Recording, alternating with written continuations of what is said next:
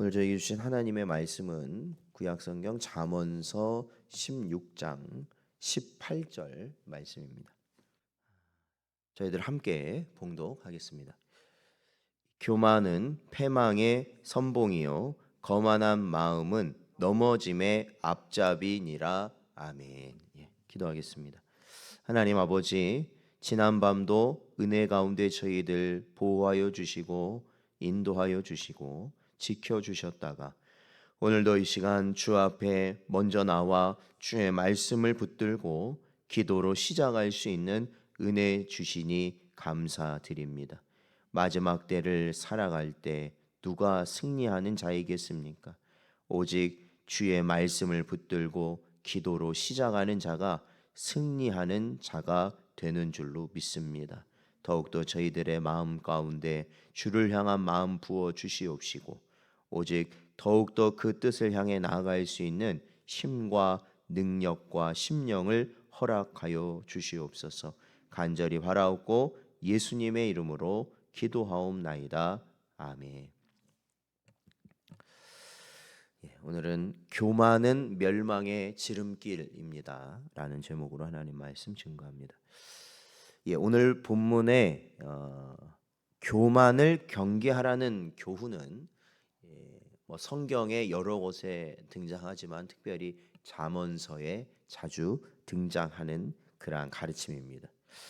즉 교만이라는 것은 우리가 보통 일반적으로 아는 이 교만이라는 것은 타인보다는 자기를 높이고 상대적으로 타인을 낮추는 그러한 것을 이 교만이다라고 말을 합니다.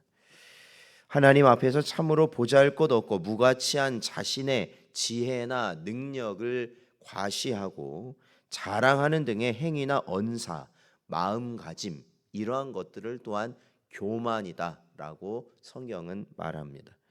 솔로몬은 본 단락을 통해 복락의 보증으로서 지혜를 추구해야 한다라고 우리에게 가르치면서 지혜의 권면을 외면하고 멸시하는 이 교만한 사람, 거만한 사람, 그러한 사람은 복락이 아닌 패망과 넘어짐을 가져올 것이다 라는 것을 분명히 확증하고 있습니다.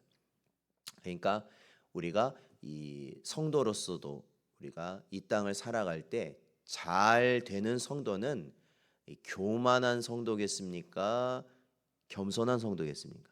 당연히 겸손의 길을 가는 겁니다. 그러니까 우리가 이 땅에서 주님의 은혜 가운데 복을 누리며 사는 자들은 이 겸손의 길을 가면 되는 겁니다.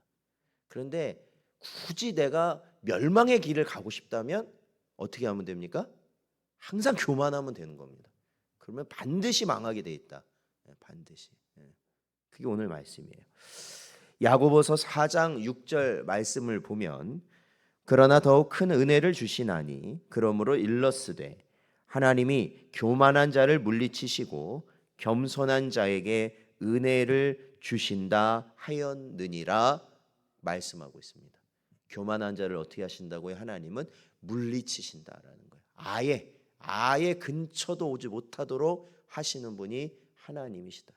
그러니까 오늘도 이렇게 먼저 나와서 우리가 기도하고 말씀 듣고 하는 게 사실은 어떠한 자의 모습일까요? 그게 뭡니까? 겸손의 자리로 나아가는 모습인 줄로 믿습니다. 말씀을 듣고 내가 기도함으로 나의 뜻이 아니라 누구의 뜻으로 내가 살기를 원한다는 겁니까? 하나님 뜻대로 제가 살아가겠습니다. 우리의 육신의 의지로는 안 되는데, 능력으로는 안 되는데 하나님께서 저를 붙들어 주시면 제가 그 길 가겠습니다. 그거 아니겠습니까? 그래서 우리가 이 하루의 첫 시간을 우리가 힘써 지키는 것은 여러 이유가 있겠지만 우리가 우리 인생을 겸손의 길로 가겠다라는 그러한 고백이 담겨져 있다라는 것입니다. 오늘도 이 자리에 나온 여러분 언제나 주 안에서 겸손의 길을 가심으로 언제나 복된 삶을 살아가시는 여러분 되시기를 축원드립니다. 여러분 성경에 보면요 여러 곳에서 결국엔 교만이라는 것 때문에 멸망하게 되었던 순간들을 우리는 찾아볼 수가 있습니다. 하나님의 아름다운 창조물이었던 천사가 타락하여 사탄이 되고 하나님을 대적하다가 하나님의 앞에서 쫓겨나게 된 이유가 무엇입니까? 교만해서 그랬습니다. 여러분, 하나님께서 아담과 하와를 창조하시고 모든 것을 누릴 수 있도록 하나님이 다 허락하셨습니다. 그럼에도 불구하고 죄가 이 땅에 들어와 타락하고 우리 모든 인생이 저주받게 된 이유가 무엇이냐? 교만으로부터 시작되었다라는 것입니다. 이 사망 권세 아래 있게 된 이유가 교만이다라는 겁니다. 여러분, 바벨탑 사건으로 인하여 인류의 언어가 혼잡하여지고 그 모든 자들이 뿔뿔이 흩어지게 된 이유가 어디에 있습니까? 그것도 교만이었습니다. 모세가 이스라엘 백성을 광야에서 이끌 때 고라를 중심으로 모세에게 대항하여서 그들이 멸망하였던 이유 역시도 바로 교만이었고, 이스라엘의 초대 왕이었던 사울이 폐위되었던 그것도 바로 교만이었습니다. 여러분, 이 모두가 교만 때문입니다. 실로 교만은 인생을 망하는 길로 이끄는 지름길이다라는 것입니다. 교만의 모습은 자신의 한계를 바르게 직시하지 못하게 할 뿐만 아니라 상황 판단을 제대로 할 수 없게 만들어 결국 자신으로 어떻게 하느냐, 파멸에 이르게 만드는 것이 교만이라는 것입니다. 그러니 참으로 어떤 분은 그런 말을 합니다. 성경에서 가장 무서운 죄가 무엇일까?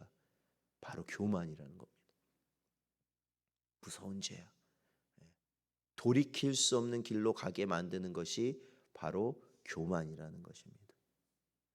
그러므로 언제나 우리가 낮은 자의 길을 가야 되는 겁니다. 우리는요, 죽을 자였습니다. 그죠? 우리는 멸망할 자들이었습니다.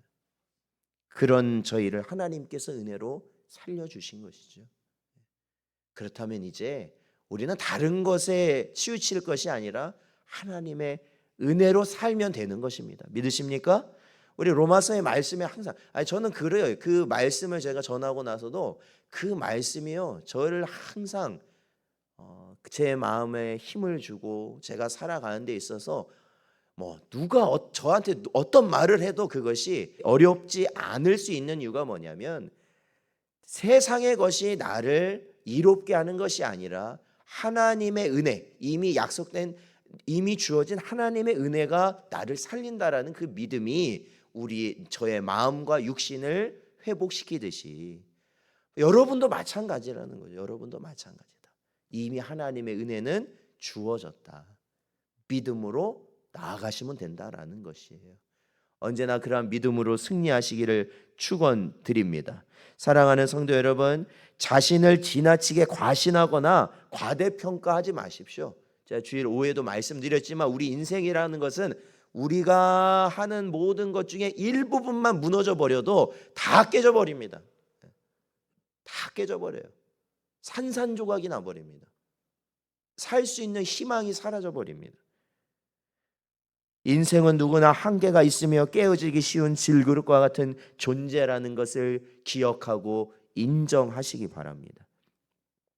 마태복음 23장 12절 말씀을 보면, 누구든지 자기를 높이는 자는 낮아지고 누구든지 자기를 낮추는 자는 높아지리라 말씀하십니다. 그리하여 하나님과 사람 앞에서 겸손할 수 있는 여러분 되시기를 축원드립니다. 그렇게 할 때 우리가 패망과 넘어짐이 아니라 하나님께서 우리에게 약속하신 성공과 번영과 형통과 견고한 삶을 우리에게 하나님이 이끌어 주신다라는 것입니다. 하나님이 이끌어 주신다. 그리고 지켜 주신다라는 것입니다. 오늘도 저에게 주시는 이 말씀을 마음에 깊이 새기시고, 우리가 조금이라도 교만의 길을 걸어가려 하는 우리의 모습이 있다면 말씀을 붙들고 회개함으로 하나님이 허락하신 겸손의 길을 나아가는 여러분 되시기를 주의 이름으로 축원드립니다.